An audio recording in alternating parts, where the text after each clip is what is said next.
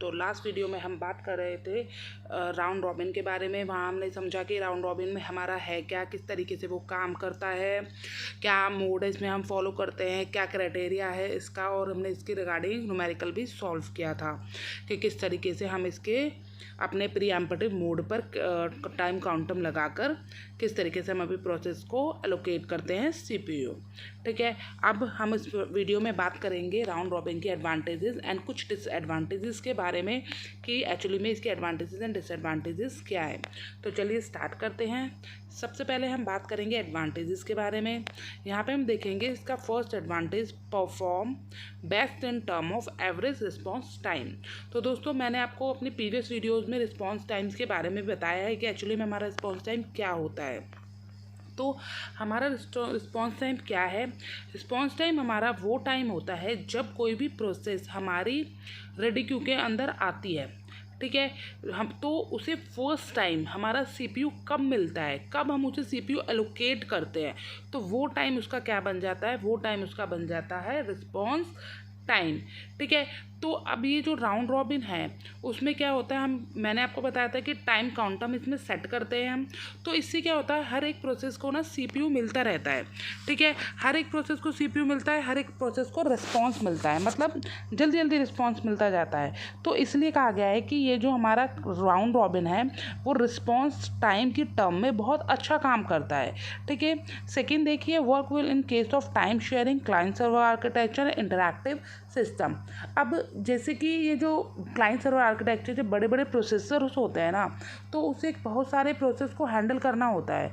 तो एक को कंप्लीट करके अगर वो दूसरे पे जाएगा तो समस्या होगी, प्रॉब्लम क्रिएट होगी, क्योंकि मे भी हो सकता है कि कोई प्रोसेस ऐसी हो जिसका जो टाइम है, उसका तो बर्स्ट टाइम है बहुत ज़्यादा हो।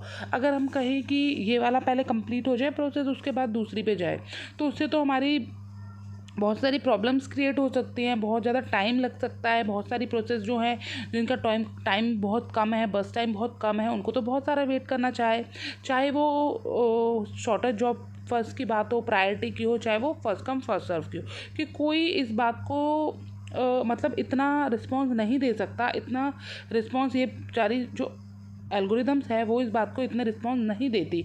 तो वहाँ पर हमारा जो काम आता है वो आता है हमारा राउंड रॉबिन एल्गोरिदम। ठीक है, टाइम डिवीज़न मल्टीप्लेक्सिंग में आप इसको बोल सकते हैं कि ये इंटरैक्टिव सिस्टम में भी हमारा काफ़ी अच्छा काम करता है।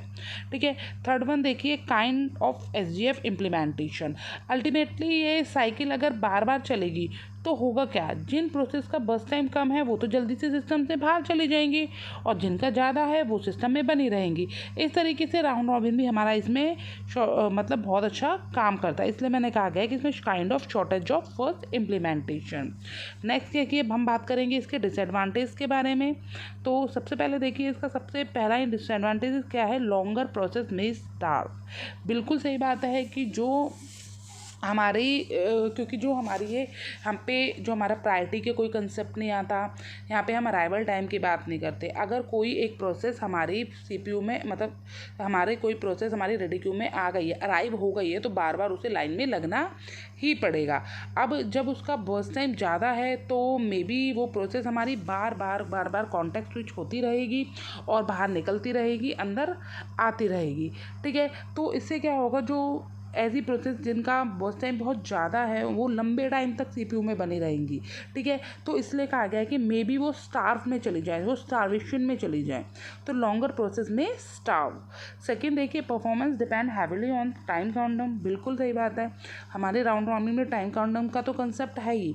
अगर मैं कम टाइम काउंटम लेती हूँ, ठीक है, मतलब किसी प्रोसेस को बाहर निकाल कर दूसरे, अगर मैं टाइम काउंटम मेरा 2 मिनट्स का मैंने ले लिया, 2 मिली सेकेंड का मैंने ले लिया, तो अब क्या होता है, इससे हमारी सारी प्रोसेस बहुत जल्दी जल्दी कॉन्टेक्ट स्विच करते हैं।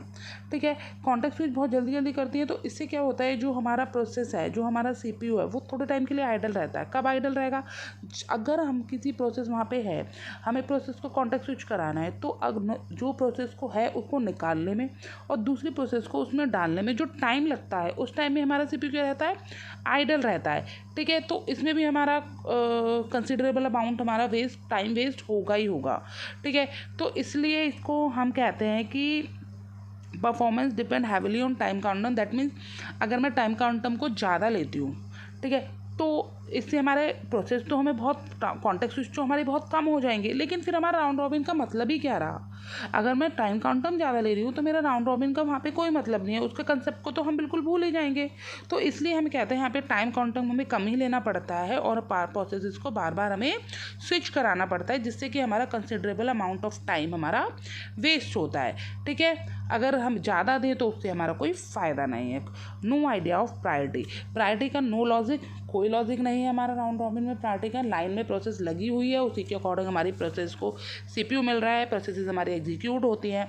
जहाँ प्रायोरिटी की रिक्वायरमेंट होगी वहाँ राउंड रॉबिन को यूज़ नहीं करना है। ठीक है, तो होप दोस्तों आपको इसके एडवांटेजेस एंड डिसएडवांटेजेस आपको बहुत अच्छे से समझ में आई होंगी। नेक्स्ट वीडियो में हम अपने डेडलॉक की बात करेंगे। यहाँ पर जो है आपका सीपी शेड्यूलिंग का कंसेप्ट जो है ख़त्म होता है। धन्यवाद दोस्तों।